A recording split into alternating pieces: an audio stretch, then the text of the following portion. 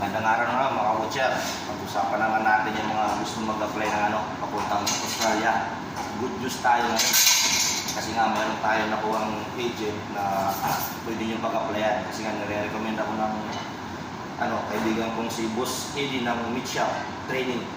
May training siya, school sa saan location niya. Kasi follow nyo yung YouTube page niya, yung ED, puro big letters yun, Meat Shop. Yan, follow nyo. Kung nakapalo kayo sa Butchers na vlog sa akin, nagko-comment siya doon. Lalo na yung mga sa Pilipinas.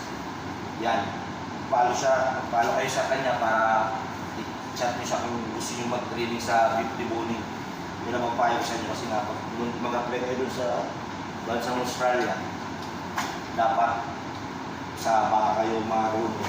Ito, tulad ito pa kasi yan ang mure yung pag-ano doon. Tulad na sa nag-deliver sa amin na kumpanya ng excellent historical AMH, tsaka shoutout sa mga butcher dyan, tsaka yung Apco company, tsaka yung pa ngayon sa mga baka yun, tsaka yung isa namin dito, kalimutan ko na yung kumpanya. Ito naman yung sa New Zealand, Silver Farm Company. Hindi ko siya pinopromote yung kumpanya na to, basta legit yan ng mga kumpanya na kapasukan ko.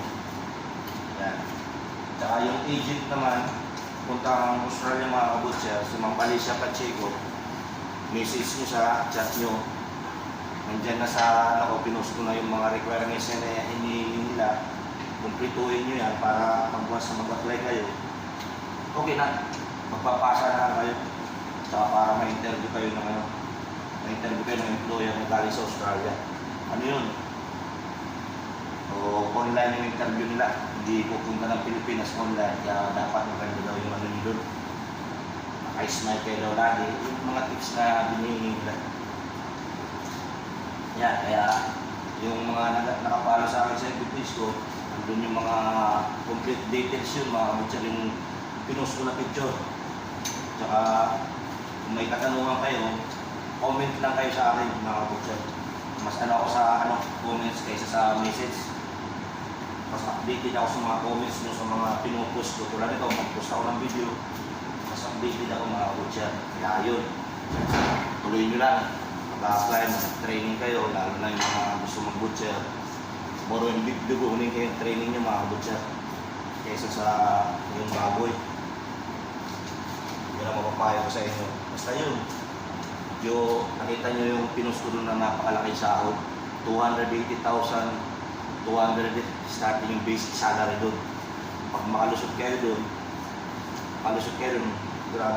grabing maano sa inyo. Tsaka yung pamilya nyo, madadala nyo, kakaroon kayo ng citizenship.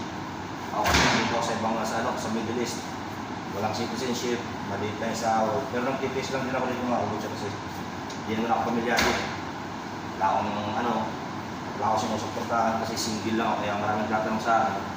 Ba't ayaw ko pumuntahan yung mga yung bansang Canada, UK, ba't ayaw ko pa sa ngayon. Tsaka nagkakaedad na rin ako, sabi nila. Tsaka tagal-tagal ko na dito sa bansang Middle East. Almost 15 years na ako dito, iwan ang ganito, mga tupa, mga baka.